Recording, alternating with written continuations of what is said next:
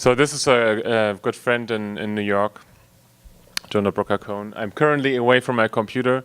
There's a couple of these T-shirts. It's like one of these introduction pictures I like to talk about online, offline, how digital kind of has changed our lives. So here it says, "Don't tag me in this photo." I mean, he has like a nice series with these T-shirts going on. I think you can buy this like in many different T-shirt shops today, but online. But it's interesting how, it's like representing for me this whole development and how, while I started to go to school, architecture school in '95, I walked over to the technical university to go into the Unix pool to write an email to a friend in Hamburg, the only person I knew who had email. So, and it's really, and people were asking, so what do you need the internet for? And today the same friends asking me like, why you're not on Facebook? So it's like this, and when you just think about what happened over the past 20 years, it's very massive. And this question I kept posing or asking myself, what's the influence, what's the impact of digital space onto the world? It's what we see right now. So this morning I learned that Snowden is granted 1 year asylum in Russia. So, and then it's like the NSA spectacle, and there's many things have happened, and the digital space has a huge impact. And coming from architecture, slipping into art, I was always questioning this, like what's the spatial impact? And this is also it's quite an old picture, as you can see, like this is a commercial for a phone, but I like very much how it's like covering the house, sort of like over the architecture, how these devices, like they become part of our everyday life, but also part of our body, and they sort of, while you study architecture, I learned to draw with ink and a pen and these things, and at the same time we were building in 3D architecture and like shooting in there, which was of course way more interesting than how to learn to draw in ink. And so it's like right in the middle of these two very classic things, and then this whole new technology came up, was way more interesting. I grew up a lot with computer games, obviously.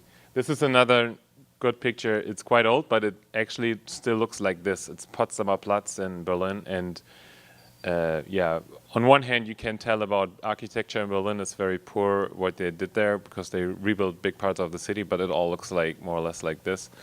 And the building on the right side here is not a building, it's just a scaffolding, and it has printed printed cloth on it to simulate a building, which sometimes you have these things and then there's a construction site behind it, but there's not even a construction site behind it. So they only have it to put the big commercials on the fake building. And when I see these things, I'm like, oh yeah, this is like so much computer game, sort of like it's just texture on top, and it's sitting there, and I'm quite sure it still looks like that. So here's some shops down here, right, which are not existing. So it's nothing, well, I could introduce more. I will just show, I have to be quick anyway.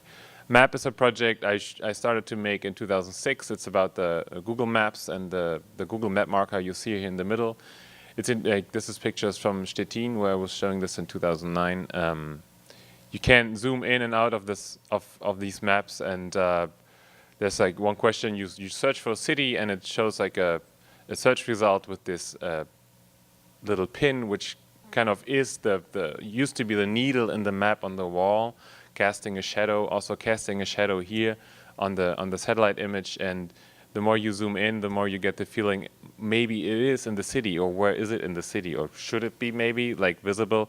So it's like one of these examples where I take these little elements, and in fact the A on the screen always stays at the same size, so whenever you like zoom in or out, it's kind of has different proportion to the city.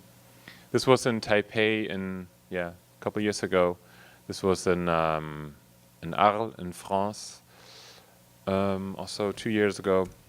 So that project is going on. It's like well, I mean, it's one piece, but it's been shown in different places. It's going to be next up in Kassel, where I have a show in a month.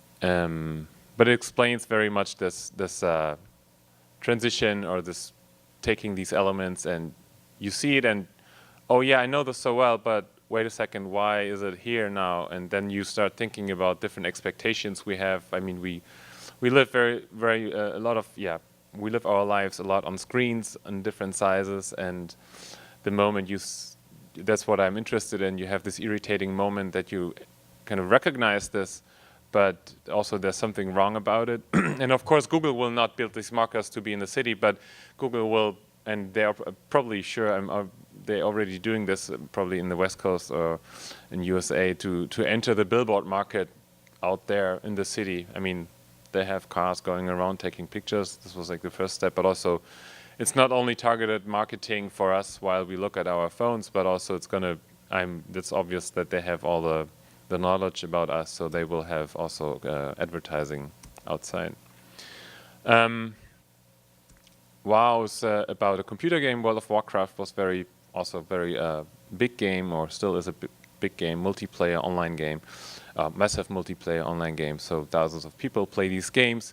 This is an interesting picture because there's a whole party of people, and they solve a quest together, and then they take a group picture as remembrance. So it's like, oh look, it's like whatever. Maybe we have this really beautiful trip here and the house up there in the hill, and maybe we take a group picture at the end of the day today with all the artists, because we had a good time, and they had a good time also, like killing this final opponent in the back, the blue dragon, and it's really an important moment for them, because maybe they play together very long, and it's like a whole social, it's a very strong social group, but when you don't know these games, it looks like, yeah, it's like very colorful, like kids maybe play this. So it has very different meanings for people who, different meaning for different people.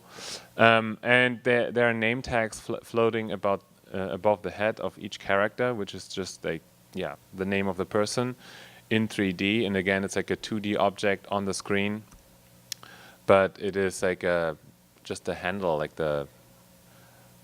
your sort of your ID in the game, and it's very common in many games that the name of the person is floating above the head.